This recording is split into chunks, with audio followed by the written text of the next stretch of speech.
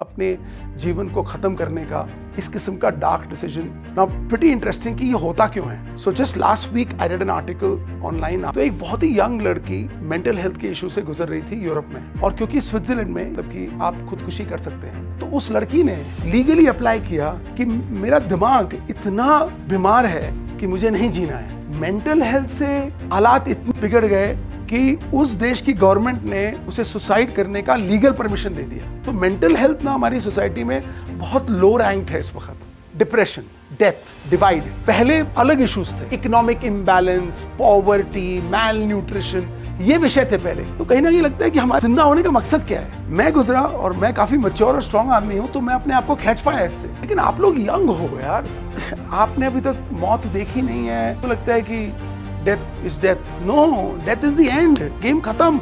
और जब हम सुसाइड करें या हम मर जाएं, ये हमारे लिए आसान है क्योंकि हमने तो जान ले ली, पर हमने पीछे क्या छोड़ा? हमारा परिवार, हमारे दोस्त। So if you have an issue, you have to take professional help. My name is Shailendra Singh, and in my life I have done 23 creative successful startups in 23 years. In the field of media, communication, sports marketing, talent management, motion pictures, music festivals, and whatnot. Guess why? Because I dreamt and I did it. ख्वाब देखो, पूरा करो. Death by choice, death by destiny, or death by depression. It's your choice. Is it? Today I'm going to talk about something that really happened to me recently. I lost a very dear friend because she committed suicide. And why did she commit suicide? At a very young age. She was doing well, everything was fine. She had a great job, very intelligent, healthy, everything was perfect. But something happened where her energy shifted in her life, and from being such a positive person, she for the last 6 to 7 months was extremely negative. And she felt that she didn't want to be alive on this planet anymore. So this was a subconscious decision that kept growing in her, on her, around her. This feeling of a certain sense of depressing anxiety which tells you that this life is done and you need to leave this home and go to another home.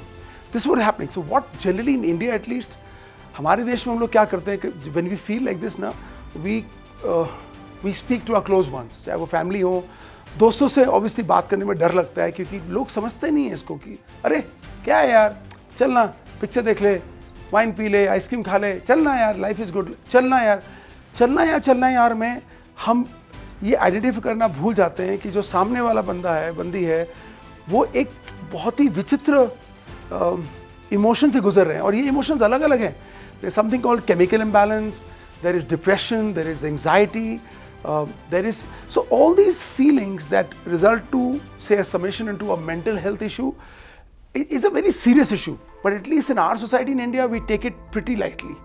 I mean, you know what I'm talking about. I mean, just yesterday two YouTubers, a couple committed suicide, just jumped off the 7th floor. What does it take to take your life? I think when you commit suicide, possibly due to mental health issues, you obviously are not in control of your emotions and you are not in control of your life. मतलब आप वो decision तभी लोगे ना, इस किस्म का dark decision अपने जीवन को खत्म करने का, जब आप अपने ही डिसीजंस की कंट्रोल में नहीं हो। नाउ प्रीटी इंटरेस्टिंग कि ये होता क्यों है। So just last week I read an article online, आपने भी शायद पढ़ा होगा अगर आप सोशल मीडिया पे हो। तो एक बहुत ही यंग लड़की मेंटल हेल्थ के इशू से गुजर रही थी यूरोप में, और क्योंकि स्विट्जरलैंड में यूथेनेसिया इज अ रियलिटी, मतलब कि आप खुदकुशी कर सकते हैं लीगली स्विट्जरलैंड में, और 2-3 कंट्रियां हैं। तो उस लड़की ने एक्चुअली लीगली अप्लाई किया कि मेरा दिमाग इतना बीमार है कि मुझे नहीं जीना है। और शायद पता नहीं, मेरे को लगता है कि पहली बार हुआ है कि उसे परमिशन मिल गई। नॉर्मली सुसाइड करने की लीगल परमिशन इन देशों में मिलती है जब आप टर्मिनल हो और आप बहुत पेन से गुजर रहे हो, मगर एक एविडेंट फैक्ट है कि आप जरूर मरने वाले हो, तो ही ये लीगली परमिशन मिल सकती है आपको। ये कब हुआ कि मेंटल हेल्थ एक टर्मिनल विषय बन गया है? बन गया। आप चेक करिए, ये सच्ची कहानी है। और उस लड़की की उम्र शायद 25 से 26, यंग लड़की है वो। मेंटल हेल्थ से हालात इतने बिगड़ गए कि उस देश की गवर्नमेंट ने उसे सुसाइड करने का लीगल परमिशन दे दिया। हम कहाँ पहुँच गए हैं। और हिंदुस्तान में तो क्या होता है, इतना विशाल देश है, 140 करोड़ की आबादी है, पता भी नहीं पड़ता है कि कितने लोग डिप्रेशन से गुजर रहे हैं, एंग्जाइटी से गुजर रहे हैं। और पूरा जो समाज की एनर्जी है, परिवार की एनर्जी, वो इतनी बिजी है कि किसी के पास वक्त ही नहीं है। 30 साल पहले अलग होता था यार, चाचा चाची माता पिता सब बैठ के बातें करते थे, हम अपनी दिल की बात बोल पाते थे। अब हम नहीं बोल पाते हैं बिकॉज सब अपनी अपनी ज़िंदगी में फंसे हुए हैं, और जो ज़िंदगी के काम में फंसे हैं वो तो फंसे हैं, और जो बाकी वक्त मिलता है या तो हम अपने फ़ोन पे बिजी हैं, सोशल मीडिया पे, डिजिटल मीडिया पे, या टीवी देख रहे हैं। मतलब हम लोग ना, मैंने इंग्लिश में एक लाइन लिखी है कि I am alone but not lonely. But ये बहुत पावरफुल लाइन है यार। अकेले होते हुए भी ये ना फील करना कि हम अकेले हैं, ये टफ है, मगर ये हो गया है। इतने सारे लोग हैं लेकिन सब अकेले हैं क्योंकि हमने वो लाइफ चूज कर ली है। लेकिन ऑब्वियसली जो ये मेंटल हेल्थ इशू है, ये एक मेडिकल इशू है, और जिसको भी ये हो रहा है कहीं, प्लीज मेरी आपसे रिक्वेस्ट है कि आप टेक प्रोफेशनल हेल्प, क्योंकि वो जो पुराना जॉइंट फैमिली वाला हिंदुस्तान का सिस्टम था ना, वो थोड़ा टूट चुका है। उससे आपको बहुत ज़्यादा सहायता नहीं मिलेगी, और बहुत मुश्किल होता है ऐसे दिल की बातें करना दोस्तों से। मैं अभी लास्ट मंथ मैंने 10 दिन मन किया कि मैं अकेला रहूं। क्यों, मुझे खुद समझ में नहीं आया। I am a social animal, मैं चाहता हूँ बाहर रहूँ, लोगों से मजाक करूँ, बातें करूँ। मैं 10 दिन एक ही कमरे में अकेला रहा क्योंकि कहीं एक कोई एनर्जी थी जो मुझे खींच रही थी नीचे, और मैं नहीं चाहता था कि मैं अपने परिवार के सदस्यों को, अपने फ्रेंड्स को, I didn't want to drag my family and friends inside, so I spend those 10 days.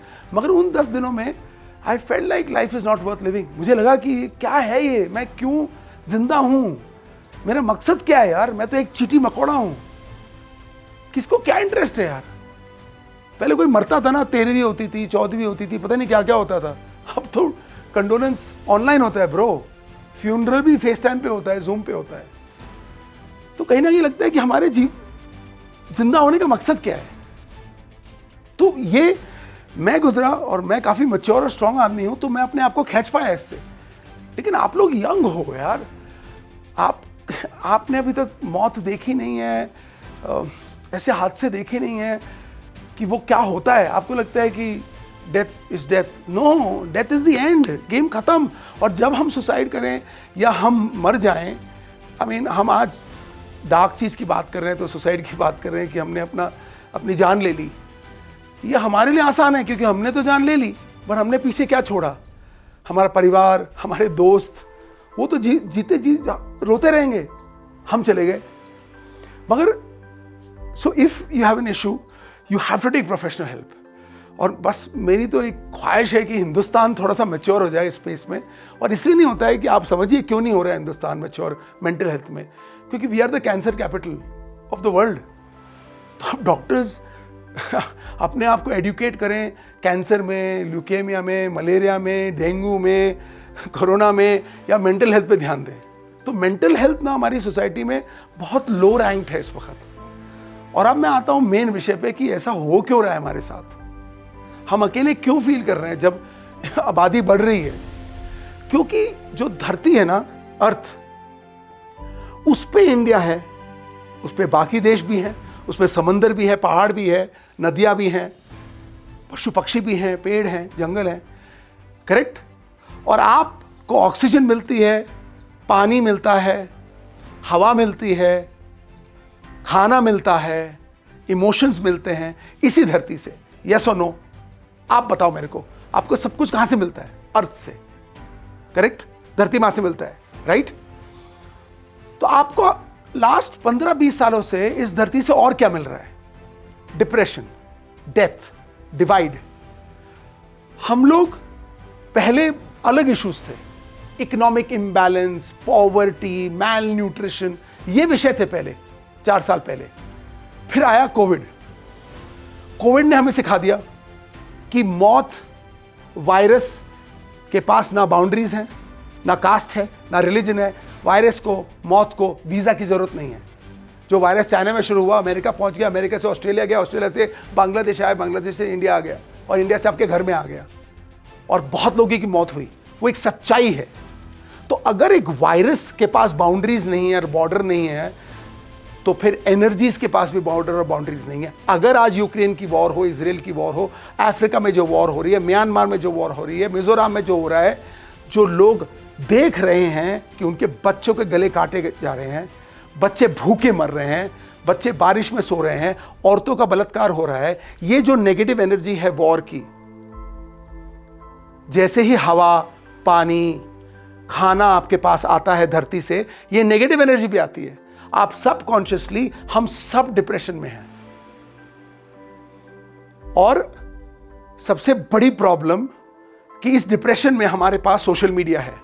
तो हमें लगता है कि हम अपने इमोशंस सोशल मीडिया पे शेयर करेंगे तो सब ठीक हो जाएगा।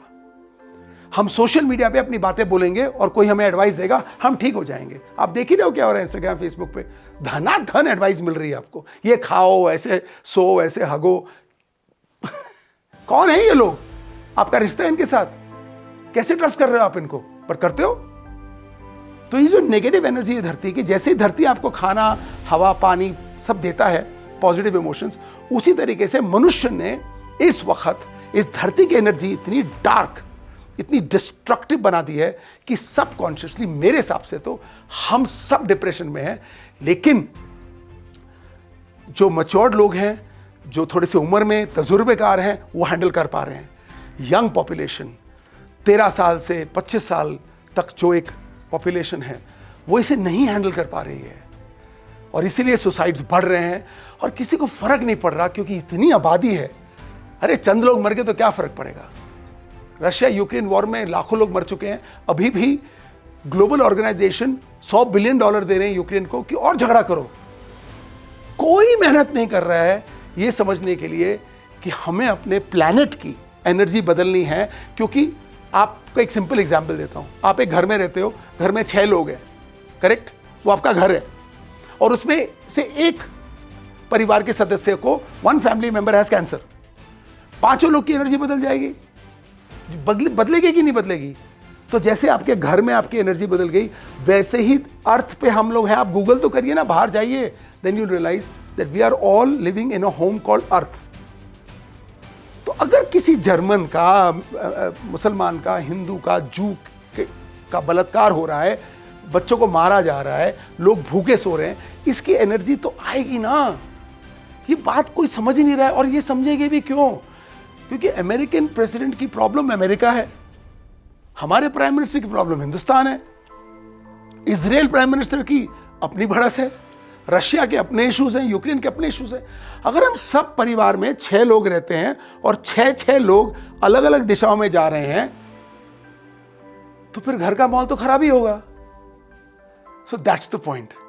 तो ये जो मेंटल हेल्थ का इशू है, मेरी एक ही दरखास्त है आपसे, क्योंकि मैं अभी जो मैंने एहसास किया अपने दोस्त की डेथ पे, क्योंकि मैं अंतिम संस्कार किया उनका फेस देखा मैंने जब वो चिता जली।